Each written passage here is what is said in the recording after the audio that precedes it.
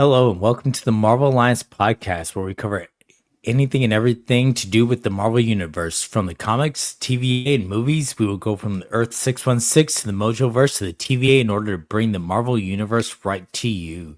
I'm the nerd with the mouth, David. I'm Travis. Alliance Alliance Assemble. Assemble.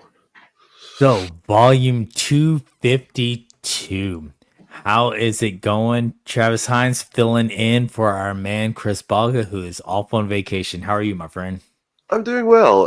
I got a touch of the cold here, so I might sound a little nasally to the listeners who listen to DC Alliance or Animation Nation, but I'm forging on. Some might call this my MJ flu game, but I just take one for the team here at GUA.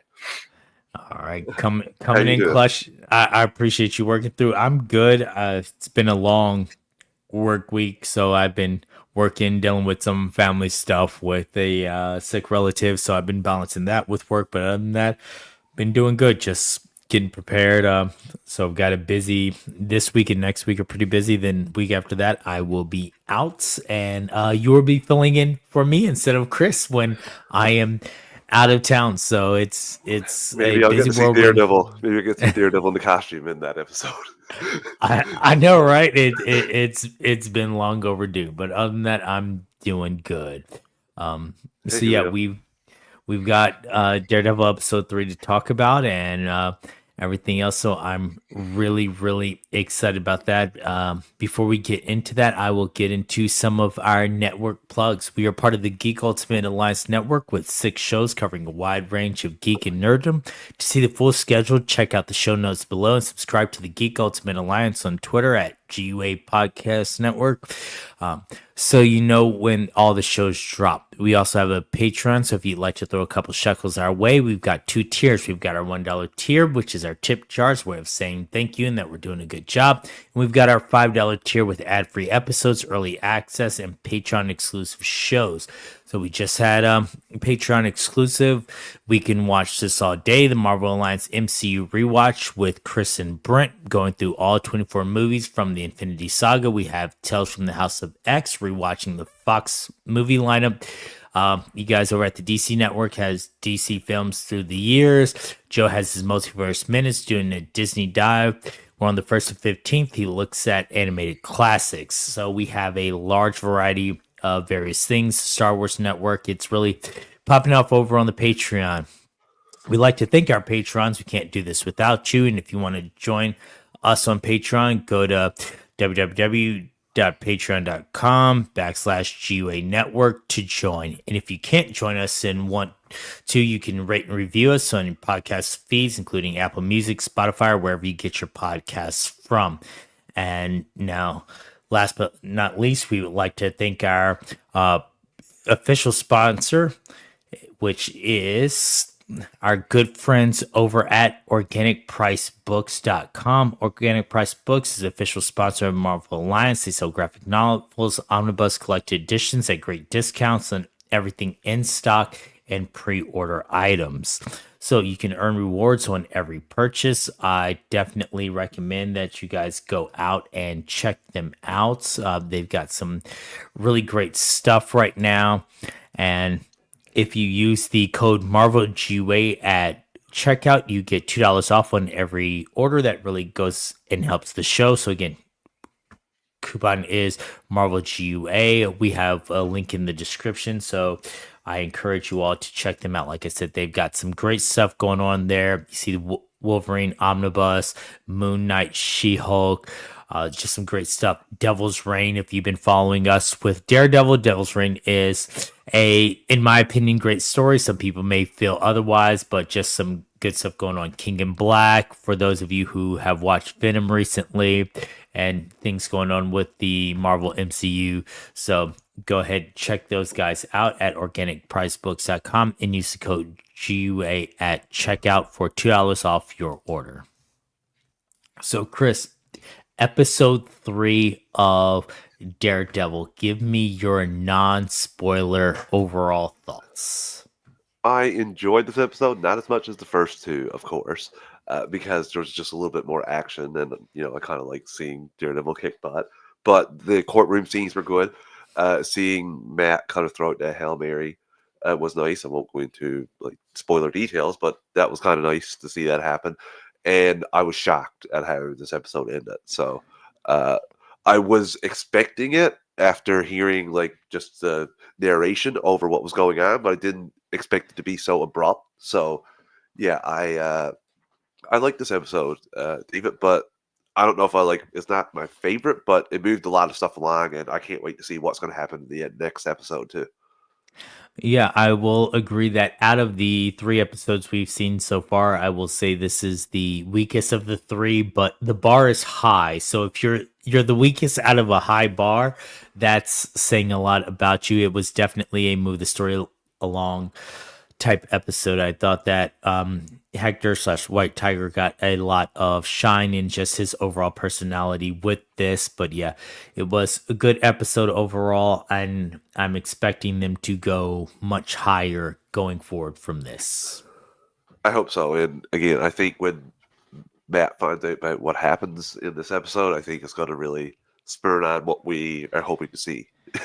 Yeah, that ending was really something else. And Yeah. before we get into that, we will take our first ad break because I don't want to start on to our spoilers just yet. So we'll take our first ad break.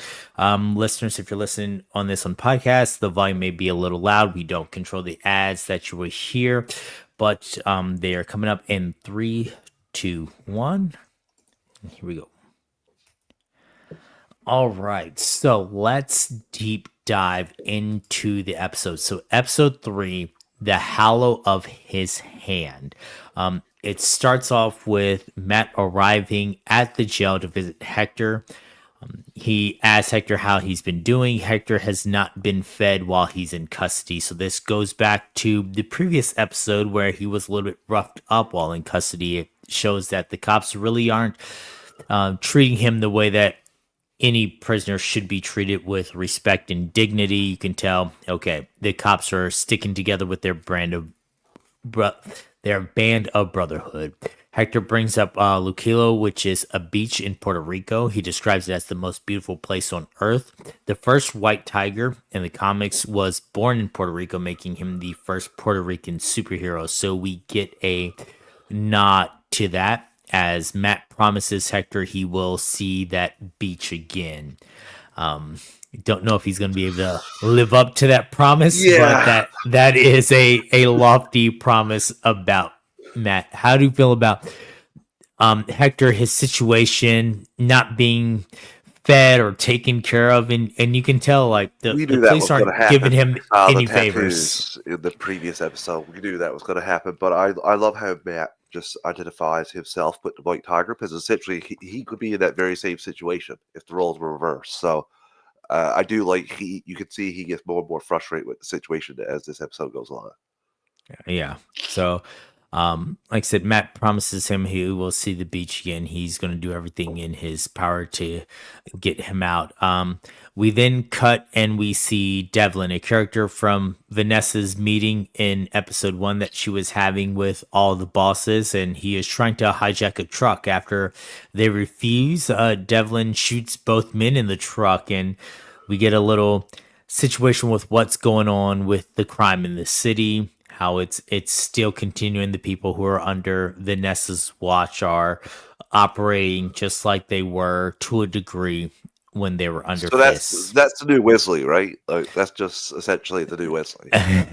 I refer to their right hand as fake Wesley. Yeah, That is how I will he's consistently refer to channeling him. his inner Wesley in this so hard. The first thing I thought when I saw it was like, dude, you're really trying a little hard. They're seeing right through it. Yeah. We get another one of our BB reports, our little girl on the street style handy cam things, and they're talking about crime and vigilantes. And there's one thing that's pointed out when someone is talking about protecting his neighborhood, and he's saying he will do what he has to do, including taking a gun and putting it up to someone's head if it means protecting his neighborhood. Don't know if that's a little bit of foreshadowing for later in the episode, but I do like these I call them the Tales of New York style shooting, like how the people in the street are perceiving what's going on in the town. It reminds me of a Spider-Man game, if I'm being honest with you. Like, it's not exactly like we don't see the shots, but we do see like in over the radio them talking about the town. It reminded me of that a little bit, just in visual form. Yeah.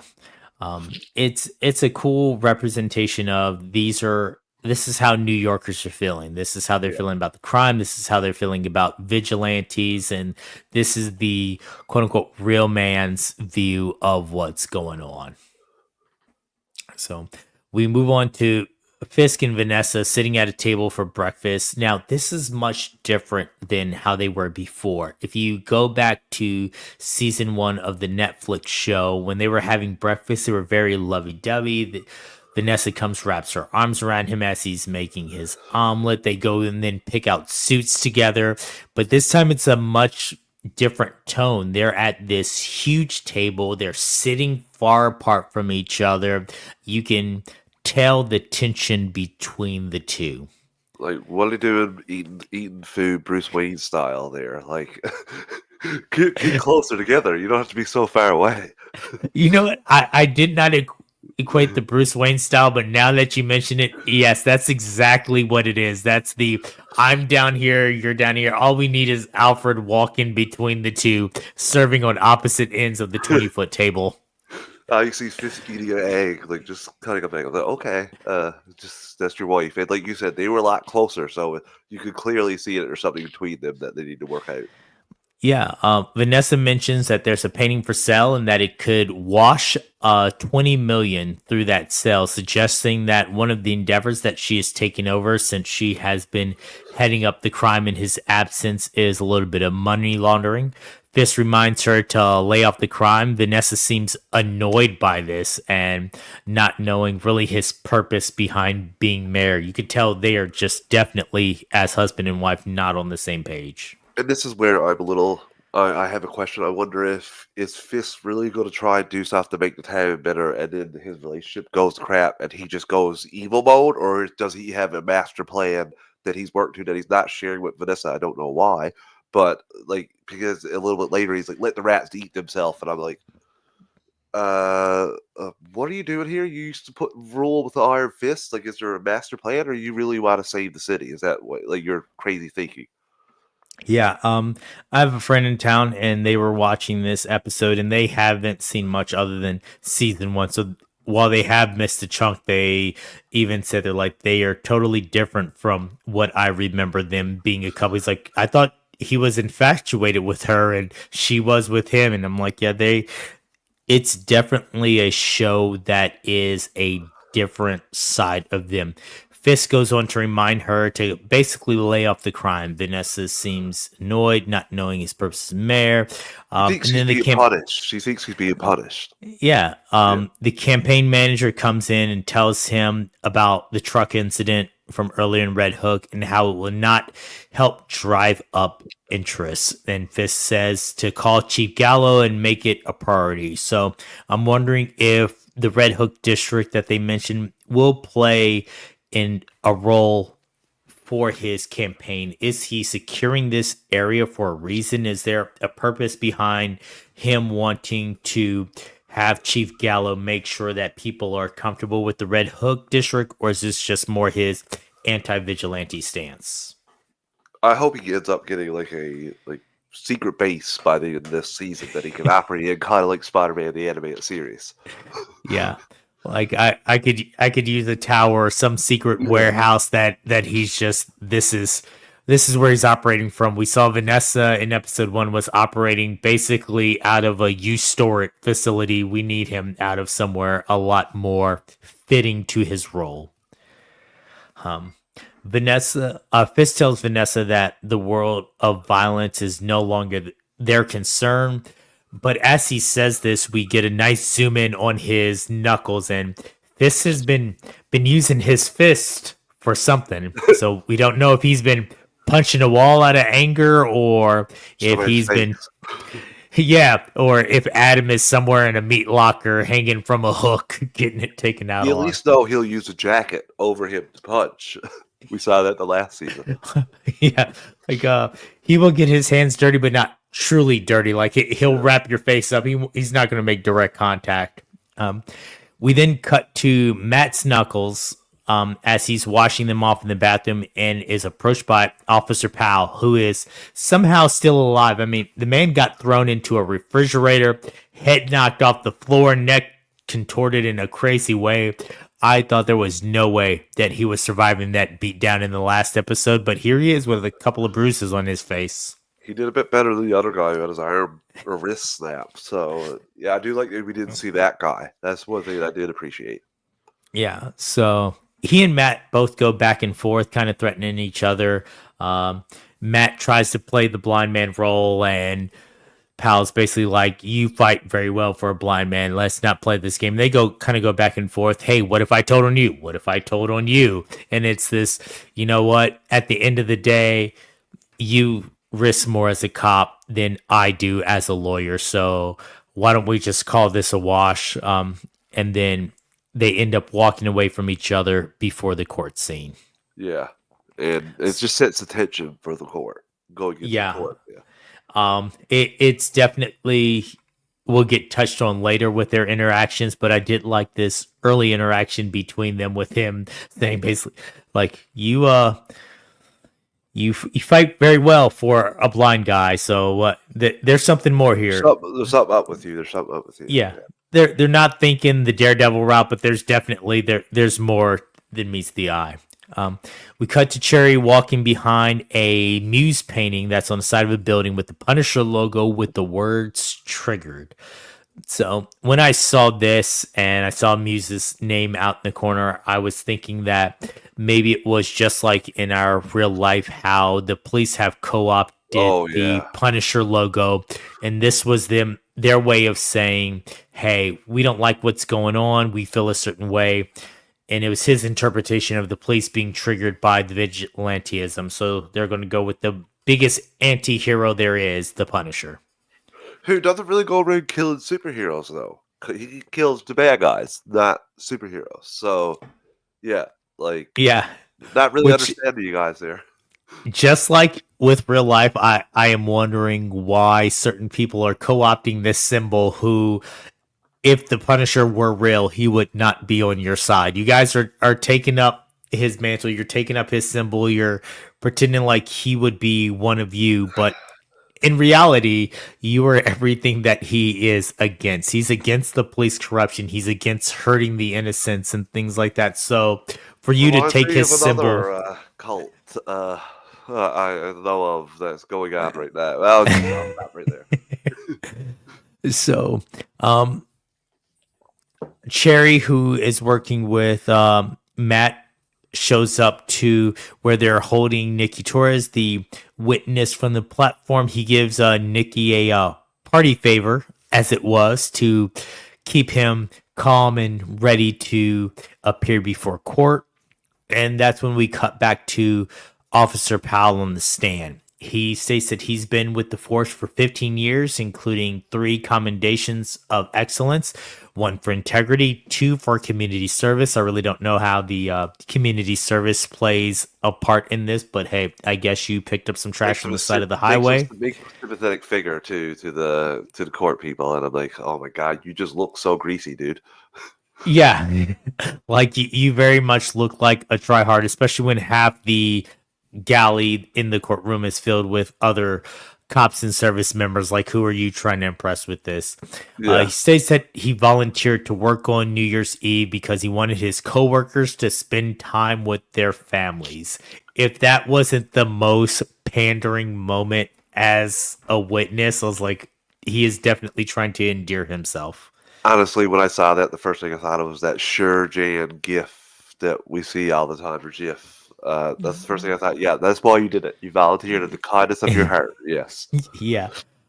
He claims Hector came at them with a wild look in his eyes. So this spawns Hector's heart to start racing. He's getting very angry, and Matt's senses pick up on this. He leans over, tells Hector, just to calm down, but you can tell he's getting riled up by this insinuation that he's just some madman who was looking for action. I do think this was a a good display in the courtroom sense of Matt's abilities, showing Yeah, that heartbeat and things like that, and being able to recognize, okay, what his defendant was feeling. yeah, I thought that worked really well too. Um, so at this point, they try and paint a picture that Hector was just crazed. He pushed Shanahan, that Hector was just out for adventure.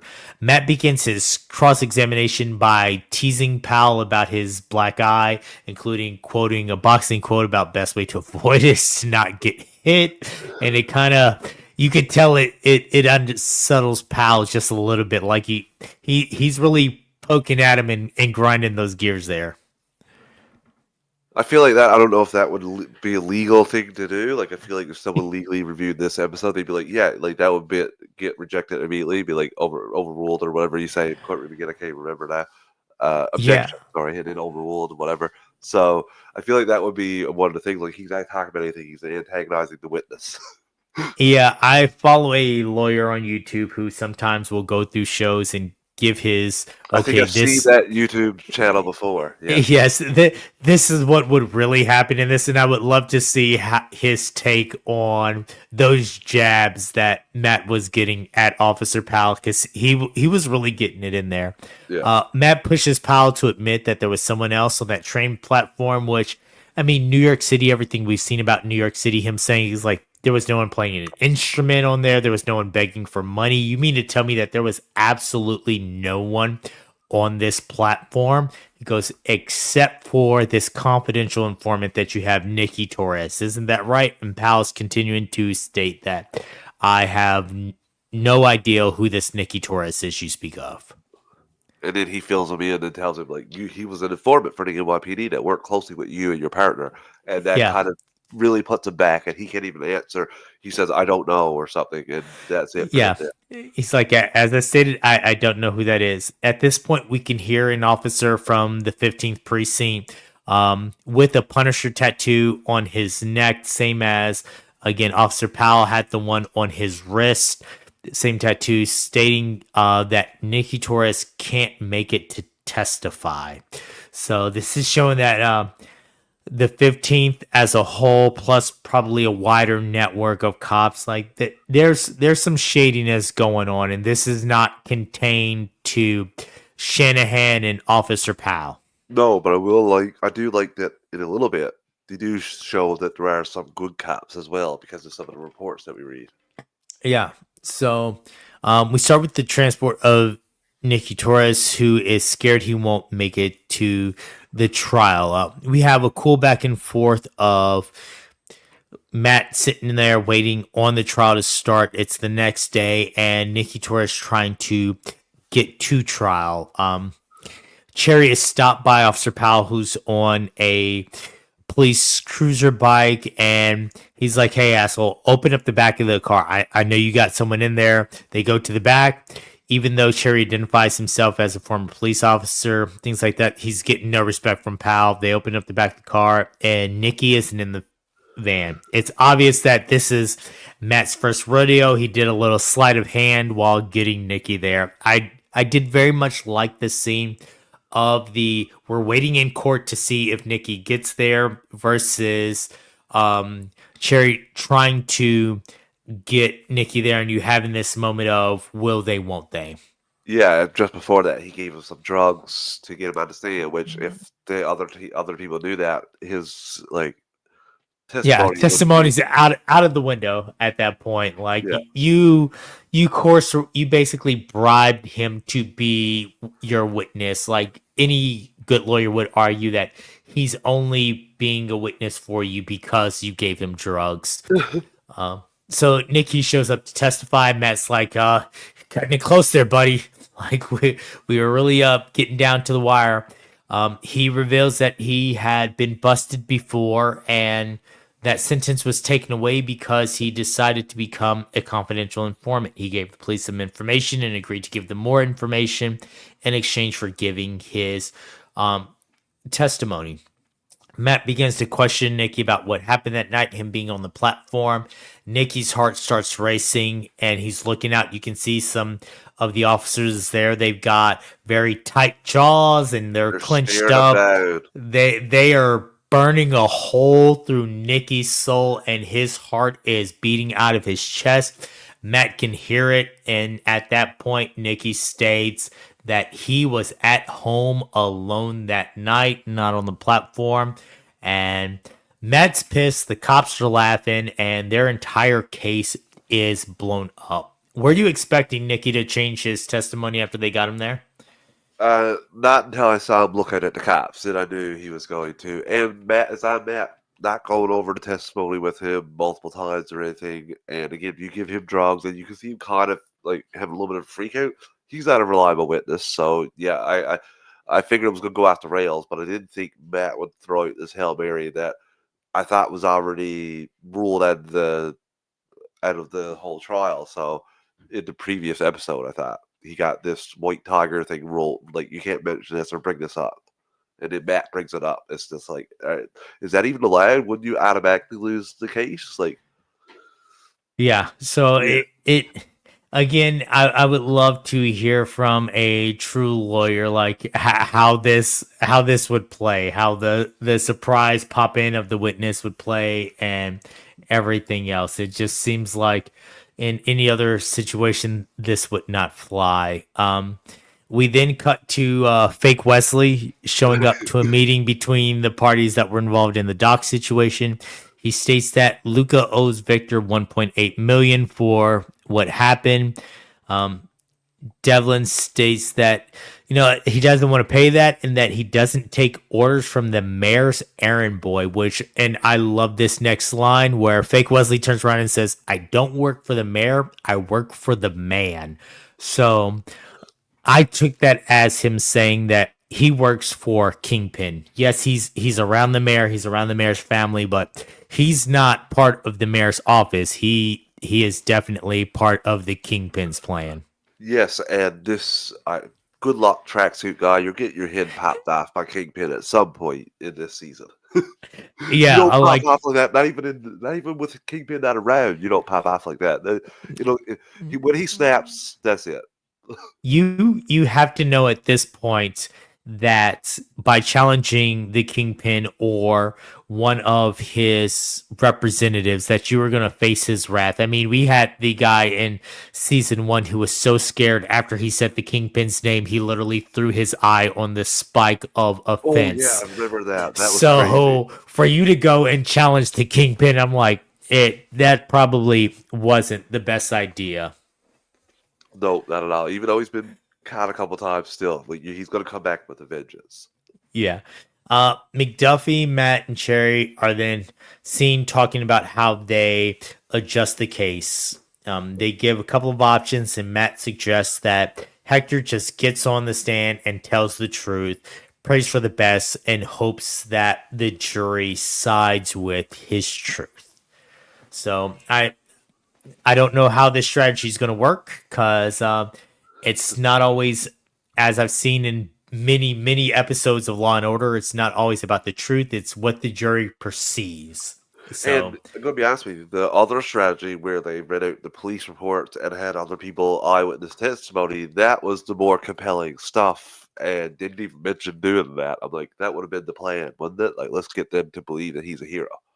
yeah, like there's much better options than just what we're gonna tell the truth and hope for the best. I thought that was kind of a low level strategy from someone as strong in the court system as Matt Murdock. Like, Especially Hector's life is on the line. Like, if he goes into prison, he's not coming out.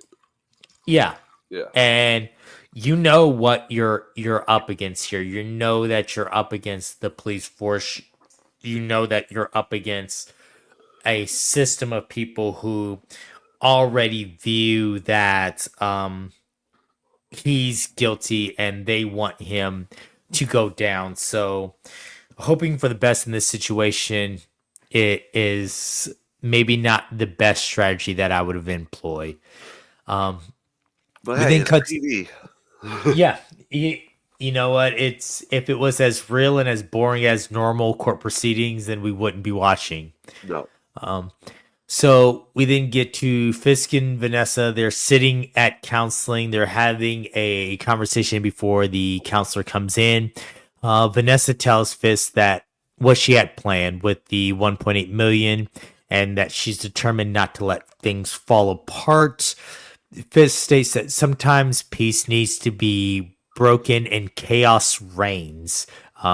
I like this moment between them two. They're talking and she's saying what her plans is, but she's being a little coy. And Fisk says, "Don't give me a reason not to trust you." And with everything that they have going on, that was She did an not like awesome that. moment. She Yeah, was like, you could tell that cut her deep. yeah. Um, She's basically like, I kept Fisk the business going while you were in jail. Yeah, like you not only did you disappear for a while, you went on some journey to find yourself. You adopted some girl for a while, like you mentored somebody, like you were out finding yourself and I was holding this down. Yeah. Um this goes on to state that sometimes peace needs to be broken and chaos reigns. And Vanessa asks, is all of this punishment for Adam? Like she feels that you were going against her. You were subverting her on every turn because of the decisions that she made with Adam. Yeah. So, this is another mention of Adam. I have a feeling that this is going to that Adam situation will come to light. I'm happy for the little nods. I'm happy for the journey, but I want to see where we go with this whole Adam situation. Save. Save. So, back to court. Hector's on the stand. He mentions his sister and his niece. His niece becomes, in the comic books, becomes a version of the White Tiger. She gets a little power hungry and starts to become a little bit villainous before her aunt eventually takes over and becomes the next version of the White Tiger. But it was a nice little nod. He begins to mention that the reason that he was on that platform and he had the flowers in his hand is because he bought a place for him and his wife, and he was going to be making a way for them, and he just wanted to go the day beforehand, get the flowers in, that way when he surprised her it would be a nice moment. But his testimony is not really compelling anything that the way that Matt would want. At this point, Matt reveals that maybe you were on that uh, platform. You were there at the train. You did the things that you did. You tried to stop this thing because you are the White Tiger. He reveals his identity. He pulls the mask out of his bag, shows it for the whole court, and the courtroom explodes at this point. Yeah, this right here is where I'm like, yeah, it was a good, like it's a Hail Mary thing, but I don't know how legal it is when you already get them to make sure they don't mention it, and the judge agrees, and then Yeah. you're the one that mentions it, so it's like, yeah, And from everything that I know about courts and court dramas, I believe you have to tell the opposing party beforehand about information that you're going to present. You can't just whip a mask out of your bag and say, yeah. "Hey, here's something that you have This is no where it went knowledge off the of." rails a little bit. This is where it went off the rails. Yeah. So, they take a quick recess. Matt and the Hawk, who's the prosecuting attorney, gets called into the judge's office. Matt gets scolded because he asked for this information to be suppressed. He asked for any information tying Hector to being the White Tiger and his vigilante issues to be suppressed because it didn't have to do with the case because he wasn't acting as the White Tiger. But now he just introduced it, to which he says that he realizes it's now open season on his client. The Hawk turns to him and says, "You know what? I've got so many people working under me. You can't enter a traffic court without being jammed up from here on out. You want to play these BS games? Well, let's play." Yeah, and it's like Matt doesn't want to make an enemy with him because you don't have a whole lot going right now. You're doing pro bono cases half the time, so you don't want to make an enemy of a big law firm. Yeah, you are starting out in the court system, and for those of us reading along with Comic Book Club, this prosecutor who is known as the Hawk is one of the best prosecutors in New York. So this is not a man that you really want to trifle with, because he is going toe to toe with him is not hands that you want to throw right now. No, not at all. So after this, Matt and Hector talk while in holding. Hector says that, hey, this was not your secret to tell. And Matt agrees. He goes, I was just trying to throw up a Hail Mary. I was just trying to do what I could to get you off, get you out of here, get you back to being the life that you know. But now that this is out here, you know that you cannot go back to being the White Tiger from here on out. To which Hector says that's not something that you can just give up. And he's talking to Matt as if Matt can't understand vigilantism and understand that calling. But the entire time you can see the guilt on Matt's face. Like, yeah, no, I've been there, done that. I know all about this, and I tried to give it up on multiple occasions, and I know that pull.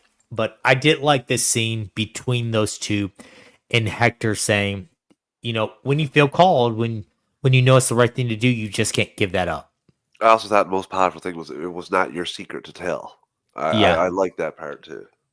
Yeah, it's just a reminder like that this is my thing. And, from everything we know of comic books, movies, and things like that, like your secret identity means something. It's not just for you, it's for your family. He has a wife, he has a niece, he has a sister, he has all these people. And I do think that his secret coming out by Matt will play into the ending of this episode. I think that the ending only partially happens because his secret is revealed. So now everyone knows Hector is the White Tiger. From there, you can easily trace where he is, his neighborhood. So you can understand, okay, if I'm trying to go after him, he's probably starting his night in this area. He may expand a little bit in his neighborhood, but he's starting in this area. So you just put a big bullseye on your client by telling everyone who he was. I will say in Matt's defense, though, like I said earlier, if he goes to jail, he will be killed. Like Yeah. he's not getting out of jail, so if he goes there for murder of a cop, he's going to be killed. So Yeah. It literally was we are running out of options. This, while it's not the best option, this is our only option at play, is to reveal this. yeah, And it does work in his favor a little bit, because then we start to see people testify about the good deeds of Hector. You see people saying, hey, you know what? There was fire all around me. I was trapped in a situation. He came, he risked his life, he pulled me out, he stopped a mugger, he did this, he did that. It's so many things that go to prove, okay, he is a good guy. I And think then the biggest one there was the cops too. All the police reports where he helped save the policemen and then help them like apprehend the guy. And so a lot of them are yeah, yeah, he helped cops. Why would he attack them? including one cop who gets referenced is Officer Morales. So don't know if that is a nod to Miles Morales' dad, if we're going to get a subtle nod there. But I did perk up when they're reading the list of the names of officers who have put in statements saying that their apprehensions or their stopping of the criminals or their solving crimes would not have been possible without the White Tiger. When they mentioned Officer Morales, is like, I know that name. I know that name. Another powerful moment for me was as Hector's testifying, and he just kept saying that it was the right thing to do. Why did Yeah. you do this? Because it was the right thing to do. Why did you risk your life? Because it was the right thing to do. Why did you go after the burning car? It was the right thing to do. That spoke to me about Hector's character. Like, he's not a glory hog. He's not somebody who just likes to beat up on the cops or be this name that gets fame and recognition. He's doing this because it's literally the right thing to do. Just like the incident on the train station. Yeah. because it was the right thing to do to go in to help that guy that was getting beat up by two guys and you had no idea they were cops. Yeah, he did not go down there looking for trouble. He walked down No, there, flowers in hand, saw a situation. He yelled, "Hey, stop!" It didn't stop, and then he went into action. Matt even references and states like, he didn't have his amulet, he didn't have the suit on. He went down there basically on his own. It's just like fighting with one hand tied behind your back. Like if you were going up against anyone else, would you want to fight this way? It's like, no, but Hector did it because it's the right thing to do. The inverse of that is when the Hawk was given his closing arguments, he goes, yeah, it may have been the right thing to do, but people who do the right thing, it doesn't mean that they can't mess up. It doesn't mean that one day they can't do the wrong thing, which from a prosecutor perspective, I felt like was really the only play that they had. Yes, he's a good guy. Yes, people loved him. Yes, he's helped. But just remember, this situation is the situation on trial here. Not all the deeds he's done. We're talking about this situation, and this situation is a situation where they felt he did wrong, and that's how you should judge him on. yeah, and again, it's like speaking to Matt and the events of the first episode as well. Yeah. Yeah, We then have a very poignant scene where let's see. Hold on. Detail in the chat. Did you all hear Officer Morales' name drop? yeah, Yes. We heard it. Like I said, it was a shining moment. I'm hoping that in the MCU proper, the Morales family has been named before. Donald Glover in Spider-Man talking about, I have a nephew who lives in this neighborhood. So we do know that the Morales family is in the MCU. So I'm hoping that, yes, it is one extra spot on there. keep your Um, hands off them, Sody. That's essentially what David's saying. Keep your hands off them. We don't need any more messes at all. Like, just yes, let the MCU handle it, please. let us have him for Secret Wars, please. Just stay away and let us have him for Secret Wars. They're like I'm spit off. I'm begging you to just let him go. Um, at this point, we go to an empty courtroom, which in previous seasons we've seen Matt go into the empty church to find solace. This time he's in an empty courtroom, and he's holding on to the Daredevil horn that Karen gave him back at the trial of Bullseye, and he's dealing with his guilt for the people he saved, the people he hasn't, everything that Hector has told him about what's the right thing to do, and not being able to give up being a vigilante. I'm hoping, praying that this is leading back to Matt in the suit. I don't even care Got to, which point. got to. You can put him in the yellow Oh, She-Hulk version. I don't care. Just put him in a suit. he's suiting up next episode, David.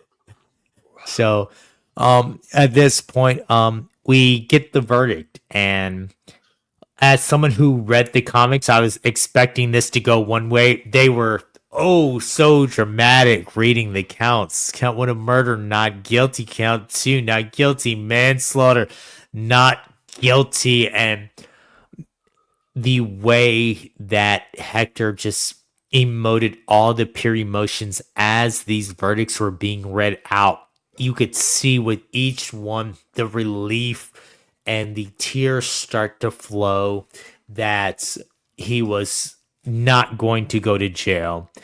And also that feeling, okay, he is going to be able to continue his life after this. But it was an awesome moment seeing him be told not guilty, not guilty, not guilty. And Kamar deserves a lot of credit too for this portrayal of White Tiger. I thought he was fantastic.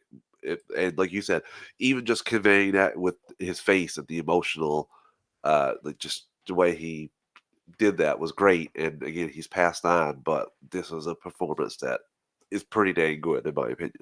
Yeah, and in retrospect, like we know now, at the time of this feeling, the actor who played Hector, Kamar De Los Reyes, was battling cancer at this point. And so for him to find the strength to give such a stirring, just the feeling that he put out there to the screen, like you could tell he felt this role and it came across, and through all his true life pain and suffering, he was able to give these emotions and make it feel like a man who literally had just seen his life be given back to him in that moment. I couldn't agree more, David. That was like it was one of my favorite shots of the episode. Yes, I will say that that in turn is my favorite scene. I normally watch TV with subtitles. I'm that guy Oh, only same, because same, same. only because I don't want to miss something, so I do watch with subtitles. This one, I did not have the subtitles on, thankfully, because on my second watch, the subtitles read out the verdict before they actually said it. So I'm glad I did not get that moment spoiled by me, because again, as they spoke, as they read out everything, you could see the look and the feeling in his eyes, and it was a moment that was my moment of this episode, was everything that Kamar just brought to the screen. Yeah, and again, he deserves the flowers, all the flowers for this performance. But he was fantastic. Yeah. So at this point, he's free to go. We then get to Matt celebrating. He's got the bottle of Old Melvinase, which Foggy mentioned in episode 1, that was their drink whenever they won a case. So him and McDuffie go and split that. Kingpin saying that he wants to talk to BB. He's given his anti vigilante rhetoric, and again, this is a lot of art imitating life with the way that he was speaking down to an entire group, and he was rallying his base to say, this is the platform I'm standing for, this is what you elected me for, I'm going to get rid of these vigilantes. Not the And crime, not the crime that they're stopping. Not the crime, David. Getting rid hey, of the people that are volunteering their time, not getting paid, and helping it. I mean, sorry, go off, Fisk. Keep doing you. yeah, the rape, the murder, the robbery, all of that. Hey, we're not worried about that. But you guys who have decided that you are going to capture these criminals, and we're not even talking about Punisher style, like ending them. No. White Tiger was capturing people in bodegas and tying them up for the police. Yeah. Matt is beating people. He's not murdering. He's now, granted, He tried to. He tried. yes. Well, as we saw, we thought Pal got the way his head hit off that ground and his neck contorted, but he was still alive. So this is very Arkham Asylum style beatdowns where you I'm think okay with they're that. dead. I mean, the throwing the bullseye off the top of the building is the one that I'm like, it's hard to get away with that attempting murder there. Hey, is it really attempted murder I- if you if No if he hating, lives? no hating. After what happened, he was justified. I did like the moment in the scene with Matt and McDuffie in his apartment, because he's still going through the motions of being blind. Like, he's feeling for the cups, he's feeling around the rim as he's pouring. He's cooking, and we saw him in the episode when Fisk announces he's running for mayor, and he's cooking just fine. But in this one, he's lifting the lid and feeling for the steam. He's going through the motions when you know good and damn well, like, you don't have to do any of this. You are literally just doing this because she's there. Yeah, 100%. But I love it. It's like keeping up with his thing, keeping up with his secret identity, and even if she's prodding at him because he mentions Foggy, and she said you'd never mentioned him before now, and he said it's hard. So yeah, I do like their relationship. I just wonder, is there more to it? Like, Yeah. she's So, on both sides with the Kingpin and him, so it's a very interesting dynamic. yeah. And then we get to the most, in my opinion, the memorable part. Hector decides he's going to put the suit back on. He takes to the streets. He's walking around, and I will say I love the scene of him putting the suit back on. The slow pull over of the mask. You've got the white tiger around his neck. You've got the cross in the background and the light coming across it. it shows the man in his thought process without him ever speaking.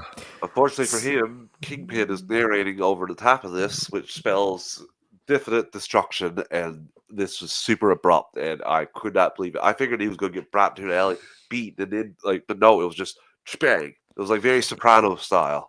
Yeah, so Hector goes, he hears glass breaking, he hears a woman scream, he starts to go in that direction, and out of the shadows someone steps and pop right to the head, and Hector is unalived at the end of this episode, and it came across as a shock to me. I know his fate in the comics, but after he was found not guilty, I thought that we would have more time with Hector.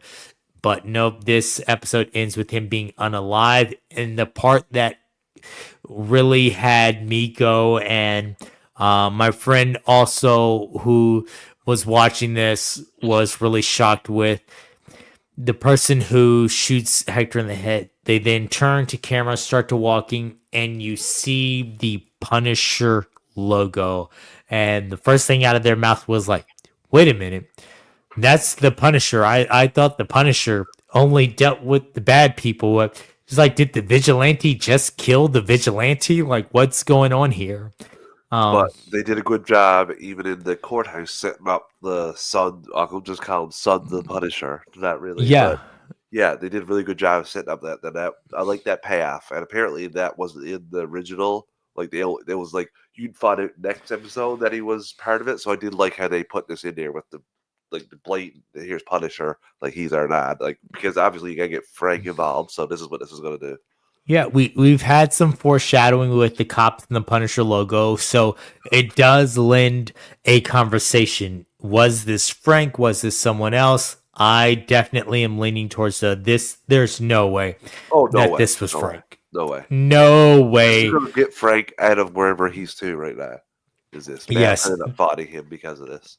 yeah, this is what's going to bring back the Punisher, but this is definitely an officer or an officer sympathizer who decided to dress as the Punisher and take matters into his own hands. So, but that is the way the episode ends. We fade to black, but then we hear the sound, and this was in my opinion, a touching tribute not only to the character but to the man. We hear the sound of the beach from L'Aquilo, and we hear the sound of the frog that sings its name instead of the chirping that he had mentioned earlier as it fades to black. So Matt did say you would see the beach again. I'm inclined to believe, just upon everything that we know in the MCU of the afterlife is what you make it. Jane Foster saw Valhalla. Mark Spector saw the Field of Reeds. It is what you believe in. So I'm inclined to believe that in Hector's afterlife, he made it back to the beach in Puerto Rico. This is a good way of looking at it, David. That's a nice spin on the way the episode ends. Yeah. So it's given a little bit of hope um out of that. So again, that's how episode 3 ends, with a big question going into episode 4 of what's going on with the Punisher logo, and one more instance of I don't know, Matt not being able to save somebody. That's This is it's going to be not. the push to get back to being Daredevil, thankfully. Yes, I think that this seeing a vigilante go down Well, is he going to even be. mentioned last episode, David, that he's doing this because Daredevil isn't around anymore. Yeah. Oh, Yeah. that was a little gut punch. Like I've got to do it. Remember this Daredevil guy? Yeah, he straight up abandoned us. So So, who else is like who Chris else is said, going to take the mantle? like Chris said in the in the chat there, the Catholic guilt is really going to hit Matt hard. And yes, I know I did. I watched the Invincible finale, and it was superb. Yes. So I'm interested to see where we go here. I have a feeling Matt's going to get back to the costume. We're building up for Punisher, so I'm very. Although this was a slower episode and action wise, of course, it's the least of the three, I do think that this was a building episode. This was the building blocks for what's to come next. And potentially what Punisher can kind of face in his own special that he's doing. Yeah. Because I don't So think he's going to solve the problem in this season of this show, like in his appearance, but I do think that might be what pushes him to do whatever we're getting with him in the future. yeah, I mean, we've had in real life some artists and creators within the Marvel community who have come out against the co-opting of the Punisher logo and say that those who have co-opted the logo are blatantly against the things that the Punisher would stand for. And had this been true to life, these corrupt cops, these people who are killing innocents or doing these Punisher. things that they're getting away with, Punisher would be taking them out. So, I like I said, I'm excited to see where it goes next. Ending that with the Punisher logo got me really excited for next week. And I'm not gonna lie, so in 2 weeks from now, I'm going to be very close to your neck of the woods, not too close, but I'm going to be in at Niagara Falls and then taking a trip over into Canada. Seeing our friends up north, but so I'm gonna miss that 2 episode season. So I was really hoping the Punisher came either before or after that. So ending this with the Punisher it made my day. Yeah, you're going to get to see the Punisher. I don't know if you'll get to see him like full force, but you'll definitely get Matt will find him in the next episode for sure. Yes, I will get some Punisher, and you know what? I would take that rather than the 2 episodes being all we get of the Punisher, and I don't get to sit here and talk about that. I will probably pop in on that episode as long as I'm able to, but yeah, I'm really excited for what's coming up. So yeah, that concludes episode 3, The Hollow of His Hand. Like I said, it's to me action wise, it's the least of the 3, but it's a good setup, and with everything else, I'm excited for episode 4 coming up. How about you? I am, and you need to push this, get the ball rolling on getting Matt back as Daredevil, and this is going to be a big reason why this episode. And again, you see, like you said, like it was a gut punch in the last episode when the guy said, "Yeah, I got to do it. Like Daredevil's not around anymore."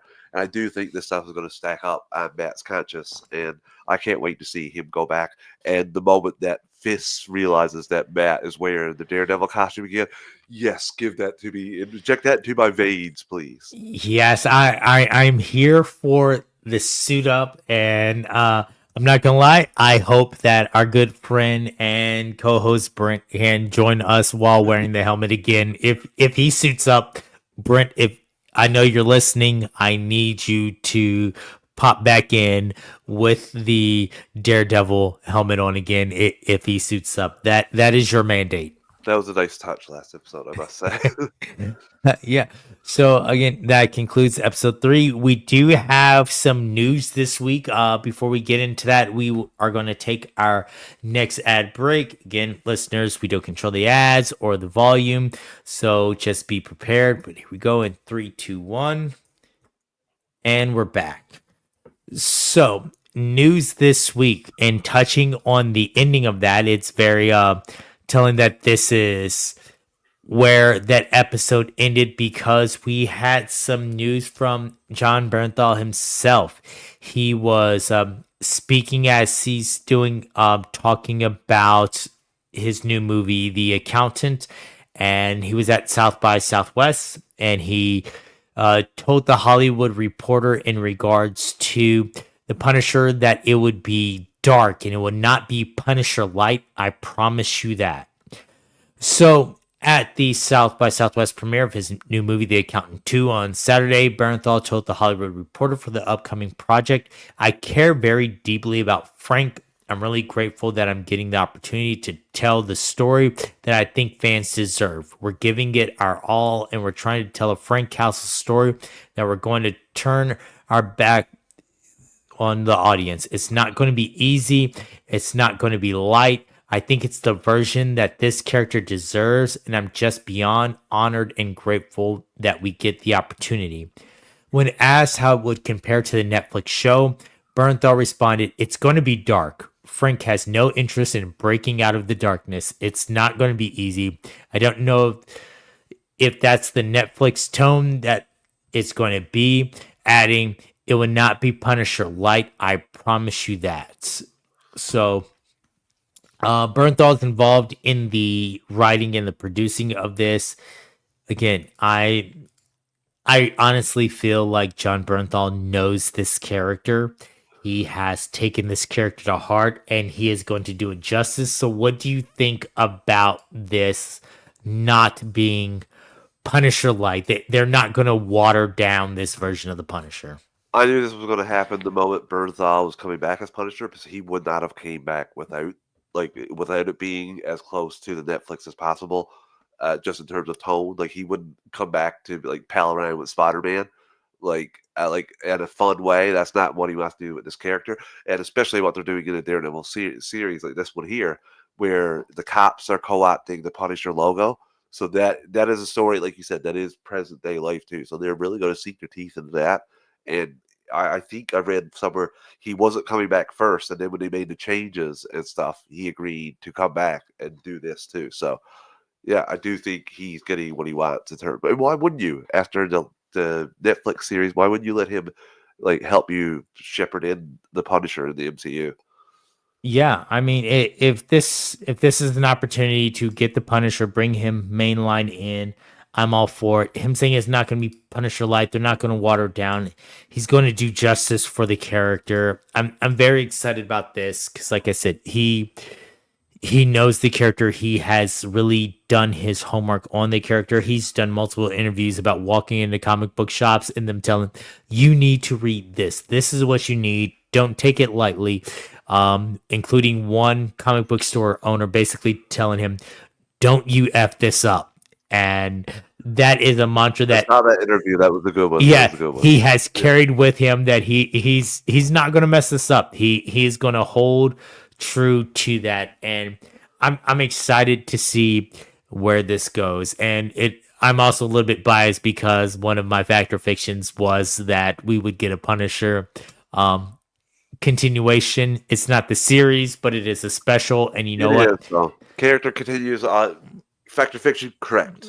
Yes, if we are getting some good quality Punisher, I will take a special. And the other advantage of the special Actually, is, do we not? We can. It's I can't say it's right now because the MCU's a little bit out of shaky grounds. It might not get made. Like Blade's still up in the. I'm just kidding. You were getting a Punisher. well, we are going to get a Punisher before we ever get a Blade. I mean, there's no question about it in the hierarchy of it. You remember that. You remember that sentence.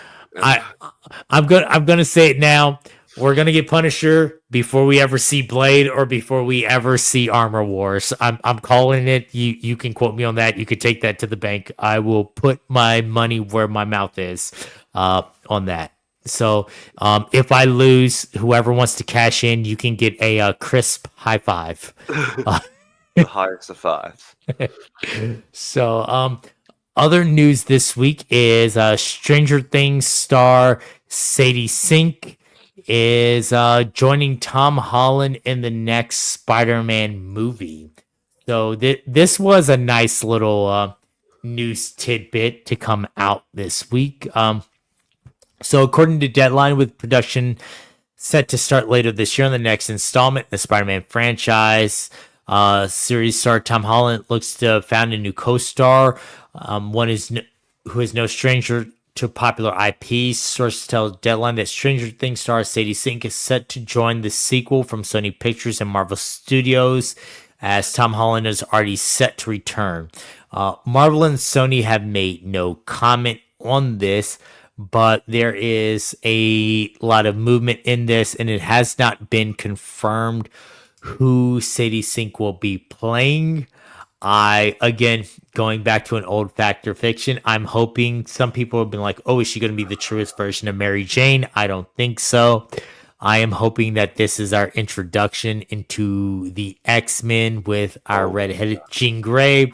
Other people have said Firestar, going back to the old Spider-Man and his Amazing Friends show with Spidey, Firestar, and Iceman teaming up. So, who do you think Sadie Sink would be playing? I mean, she's not dyeing that red hair, I don't think.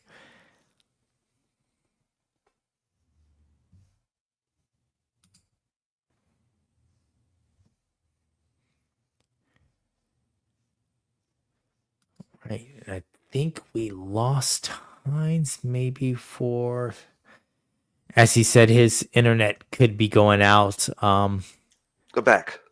All right, there you go. So I don't know if you heard the Okay, question. she's not going to Who do you be. think? She's not going to be Jean Grey. Everybody, calm down. She's not going to be an X Men. MCU is not going to put their first X Men, like introduction X Men, in a Sony film. That's not happening. In a Sony partnered film. That's not what they're going to do. I would love it, but that's not going to happen. And you're going. You inadvertently have already said two of my factor fictions in this news discussions that we've done. So I can't wait to get to those because I don't know who Sadie is, though. I didn't watch Stranger Things yet. That's something I got to watch. It's on the list of things I need to watch. But that's why I'm very terrible at this. But I would hope she is either Gwen Stacy or Mary Jane. One of those two. Oh, I'd rather the like Spider-Man world. I want to see Harry. I want to get more of those characters into Peter's world, and I would love for the yeah. effects of the spell to not wear off in the first 10 minutes. Like I want some time, like maybe even a full movie. At the end of the movie, maybe she remembers him, but like I don't need that. I wouldn't want to see her Zendaya for very much of that movie. Yeah. Person. So, Sadie Sink is most known for Stranger Things. She's been in other things, including The Whale, which she got some good reviews for, and some other smaller things. Most of you who have not seen it will. I can just basically say that she is the reason why 2.5, 3 years ago, everyone heard the song Running Up That Hill by Kate Bush. It is because of Sadie Sink and her character in Stranger Things. So, if you're wondering why that old school song was filling your earlobes about 2.5, 3 years ago, it was her fault. But I think that whatever role she goes in, she will be tremendous in. And I just look forward to whatever the next installment of Spider Man is. And I'm glad that we're having some movement in that direction. I would love, and don't get me wrong, I would love to see the entire X-Men show up, like the Spider-Man, the animated series episodes where they crossed over with them. But I don't think that's going to happen there. Although you do have a little bit with Firestar and Iceman and Spider-Man, the Amazing Friends thing. But I think we'll get Gwen Stacy beforehand. I think Sony would rather them use Gwen Stacy and maybe spin her off into her own thing, like multiverse wise. Uh, Yeah. like I could see something like that instead of that, or even put Miles in there so they can use him, spin him off. Like because they can't clearly start their own franchises because the villains thing burned to the ground. So they got to be trying to do something with Spider-Man. Hey, Venom 3 is already on Netflix and Craven is coming to Netflix this week. So I mean if you missed your chance to see some very questionable movies, now's your opportunity. I watch Venom, but I will not watch Craven. No one can make me do that. Venom Hey, was where I draw the line. for what Madam Web was to ADR, Craven was to CGI. They It's all not have problems. okay. They all have problems. So, but yeah, those are our news stories this week. So, next we will get into fact or fiction. And so, but we're going to take our third and final ad break before we get into fact or fiction. So that'll be happening in 3, 2, 1. And we are back. So, we put out the call for questions. We did not have any questions. I'm checking the chat right now, and I do not see any questions. Although listener Detail says Ginger Power. I'm guessing in regards to Sadie Sink again. Gwen She Stacy, is MJ, we just start throwing redheaded people. Like he was spot on with that. Look, I want the Gingers to get their shine, so I don't know what role she's going to play, but like I said, I look forward to her joining this franchise. All right, so with no questions, we are going to move on to Factor Fiction. So I have got last week's results here. Factor Fiction number one, Heroes for Hire, Luke Cage and Iron Fist will be a special presentation and not a series. We had 83% say fact, 17% say fiction. What say you on that? It's not getting made. So would I say fiction there? Fiction, yeah. Okay. Fiction. Sorry. You're not giving it the benefit of the doubt of being Oh, made it's at not. all. No, not at the moment. If it was 3 or 4 years ago, where Marvel was riding high and they never had any misses or things with the audience, I would say no. But right now, I think they're scaling back, so I don't think we'll see that. Yeah. I'd love to see that. We again, I definitely would. I want to see Mike Coulter. I've got a wedding to go to this weekend, but Brent is going to be at Comic-Con here in Kansas City. So Brent, I need you to try and get another scoop 2 years in a row. I need you to ask Mike Coulter, what's the deal with a reappearance in the Marvel universe. I need you to get that scoop for us. An assignment, Brent. Just Yeah. So I will loan you my microphone that plugs into your phone. I need you to get the scoop. So Fact Fiction number two, we will see a street level MCU hero cameo in this season of Daredevil Born Again. 75% say fact, 25% say fiction. Where are you on this one? fact. So any thoughts on Punisher who is- exactly it would be? It'll be my. I would love to Spider-Man. That's the hope, but I don't see that happening. Yeah, no, I feel like if it it would was have gotten out. I feel like it would have gotten out by now because all the critics have watched it, and I feel like that's not something they could all keep secret. it would have gotten out because Tom Holland would have spoiled it 3 months ago. Well, that's why he's not doing any press. Keep him hidden away from everything. Yeah. Fact Fiction number three, the post-credit scene for the first season of Daredevil Born Again will confirm the return of another member of the Defenders team. 80% say fact, 20% say fiction. Fiction. I don't think they'll use the end credit scene for that. Oh, so you think they will return? It would just be mentioned somewhere else? Mentioned somewhere else. Yeah, I think Jessica Jones for sure is going to return, and yeah, but I just don't think it'll be the end credit scene. Yes. And Factor Fiction number four, Matt will move to San Francisco in a future season of Born Again. Thank you to listener Anthony for that suggestion. I hope so. I would say fact. Leave my heart on this one. I went with fiction when me and Chris talked about it. My only reasoning for that being the fact that I don't think that they would go the way of moving the filming to California. I just think it's a little bit too expensive.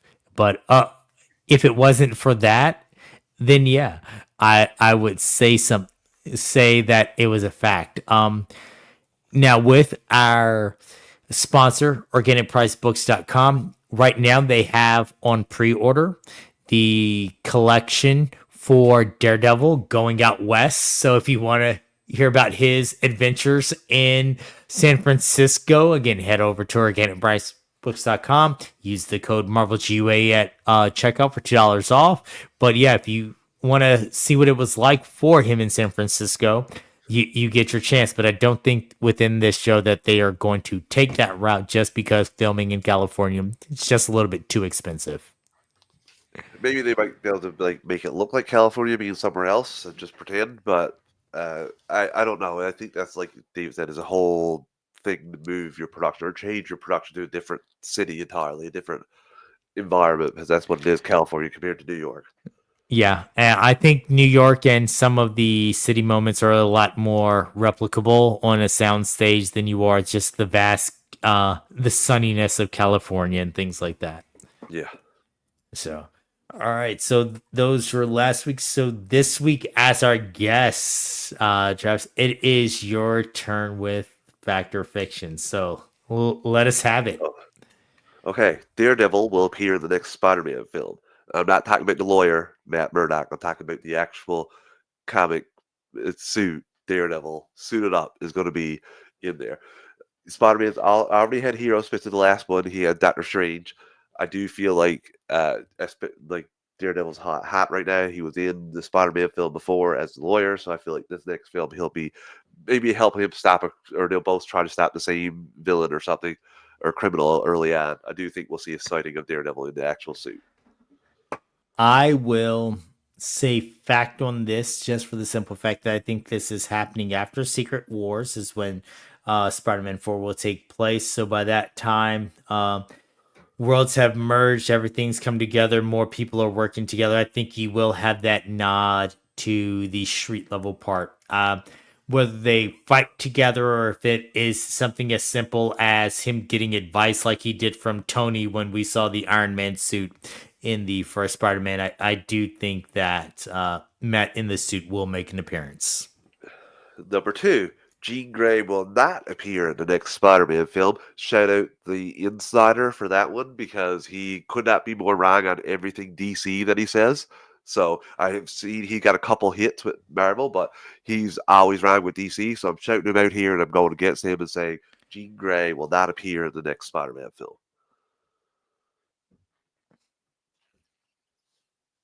As much as I want Sadie Sink to be Jean Grey, Too much. The odds are too high that she won't be. There's too many other redheaded characters in Peter's world. I'm going to have to say fact. I want it. I want it. I can see you fighting against your heart right now. Do not get me wrong. I want the X. Give me the X Men because if you introduce Jean, then not too long later you introduce Scott, and Cyclops is always right. Oh So, my god. but I would give you a fact on that. I would give you a fact on that. Firestar may be the best choice. Like I said, I don't think they're going to do MJ because we already have a version of Yeah. MJ in there. But yeah, so I will go fact on that. And you've already said this one, actually, this full sentence. The Punisher special will come out before the Blade project. Considering Blade is not coming out, I will I again couldn't help myself there for that one. say fact. I want it to. Mahershala Ali. You If want it for to be Blade. if for somehow, some way this gets to your ears, I want you as Blade. I think you would do a great job as Blade. I have all full faith and confidence in you as Blade. I do not think this movie is coming out, and I will save you for a cameo appearance in Secret Wars or something else. So I would definitely say fact on that. Yep, that's the three I All right. yeah. So those are our fact or fictions. They will be posted this weekend for you all to vote I can't believe on. you said two of them during our discussion. That's awesome. That was awesome. So head on over to our X/Twitter account, and we will have those posted for you guys to vote on. And I can't wait to see how everyone votes, especially on the Jean Grey comment, because that's the one that's with this announcement. I'm waiting to see exactly where they go with. Yeah, shout out again the insider for that because I hope that you're wrong because I don't see it. I was gonna hedge my bets there. Yep. So, we are going to skip over this week of comic book club. Travis, I'm sorry if you did your homework on this, but I did not. we well, good. So with Chris being on a much needed and much deserved vacation, we will pick up next week with Daredevil issue 21 through 28, continuing our run. We've got more onto Muse, which again, with this season of Daredevil Born Again, we're going to dive in deep. So I suggest if you're following along with us, download Marvel Unlimited or visit your local comic book store, pick up these issues because we are really ramping up with Daredevil and we are about to go on a ride. So, like I said, next week, Daredevil 21 through 28, and it is our next arc in our series. Cool. I can't wait to listen to you guys talk about that. I enjoy the comic clubs quite a bit. When I don't read the story, it gets me to let me read it before I listen to them talk about it. Yep.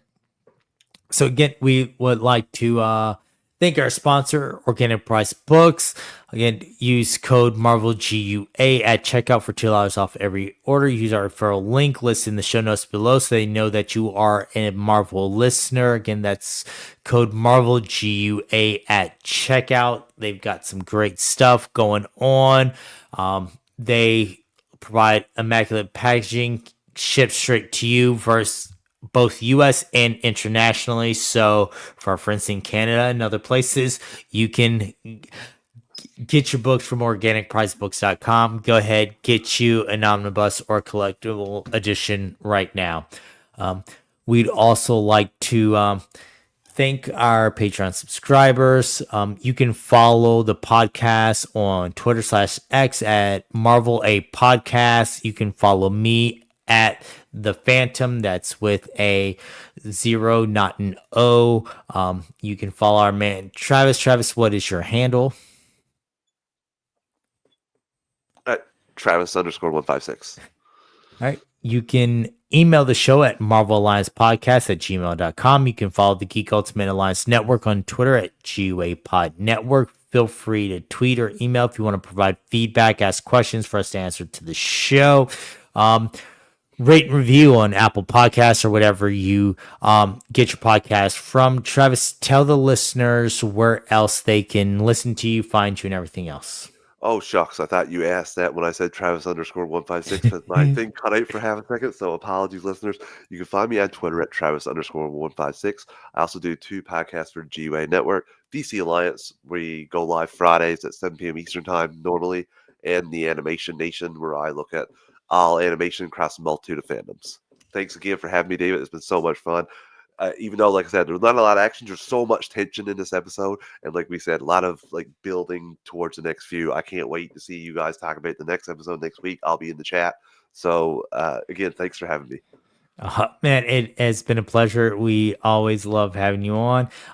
Thank you, listeners, for listening. And as Stan the Man would say, Excelsior, true believers. Post credits discussion. So, our good friend Scarlett Johansson has been talking about Black Widow in a conversation that she had that was posted on Twitter by Discussing Films. It was stated that per Scarlett Johansson, Natasha is dead. She is dead. She's dead, okay? Johansson said about Black Widow. They just don't want to believe it. They're like, but she could come back. Look, I think the balance of the entire universe is held in her hand. We're not going to have to let it go. She saved the world. Let her have her hero moments. So my question to you, Travis, is do you actually believe that she's dead? And right as I asked that question, like Travis said, there's a chance that he could go out due to his internet. So I will start. I do think that she is actually gone. I know there has been hopes that she will appear in Secret Wars. She will appear as an alternate version of herself, just like we have wanted Chris Evans to appear as an alternate version, as the Hydra version of Captain America. But I do believe at this point, given the ending that she had, given everything that she experienced, that she is just straight up gone. We're not going to see her again in a true role that is fitting of her character. So as much as I would like Scarlett Johansson to come back, as much as I would like to see that character again, I think that it has run its course in the Infinity Saga. I think it had its own solo film with Black Panther, with Black Widow that set up a lot. We got Red Guardian out of it and everything else. And he's Oh, Google Chrome crashed. So I was just saying that I do think that Natasha is fully gone. We're not going to see her again. So what's your There thoughts on might that? be a Dark Avenger type thing, like so. Technically, she might have some wiggle room in saying it wasn't Natasha. It wasn't Natasha from the MCU. It was a different Natasha. But I would rather not because, like she said, it was a big sacrifice. It was supposed to make it like be very heavy. Like that's one of the ones you don't have to bring back. But if you bring back all the other original Avengers as like different variants of themselves, then as the evil variants, I don't see how you don't bring her back as well. So I know that there has been some talk that Marvel has struggled with their heroines. I will give DC credit that with the first Wonder Woman one, we don't talk about the second. With the first Wonder Woman movie, they did an incredible job. First Um, 5 minutes of the second one where they had the games, that was pretty cool, but then it went off the rails. yes, I will die on the hill that that was is an assault that she Oh, performed on I, Tara. I agree with you on the review too. If you would go back and listen, yeah, I agree. But so Marvel has at times been a little bit lackluster with their heroines. They did a great job with Miss Marvel, and I'm excited to see what they do going with Thunderbolts. But I think that for the sake of her sacrifice, to just let it be, let Yeah, her have that moment, and just let it be. So hopefully that is where that they end her. If you're gonna bring her back, make sure you do it justice, or don't do it at all. Don't do it just for the pop. I will say she could have a really big emotional moment with Yelena uh, if they met up because of what happened, her dying while she was gone from the snap. So Yes. yeah, I do think that could be a big emotional moment. But again, I agree with you. Let it lie. Let it lie. Yes. So that is it for us. Again, episode 252 in the books.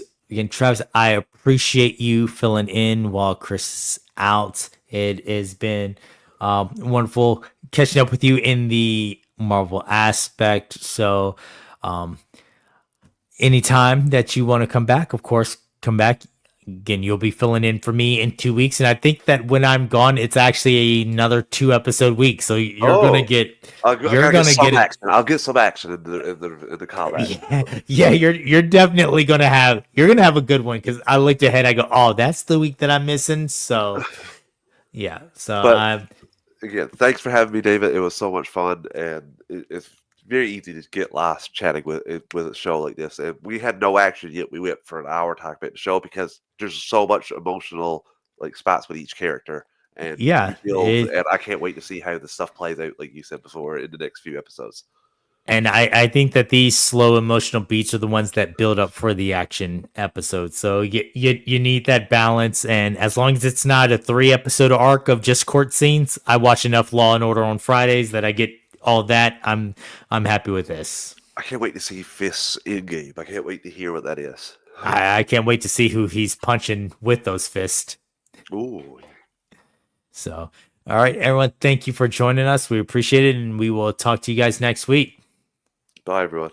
All right, see ya.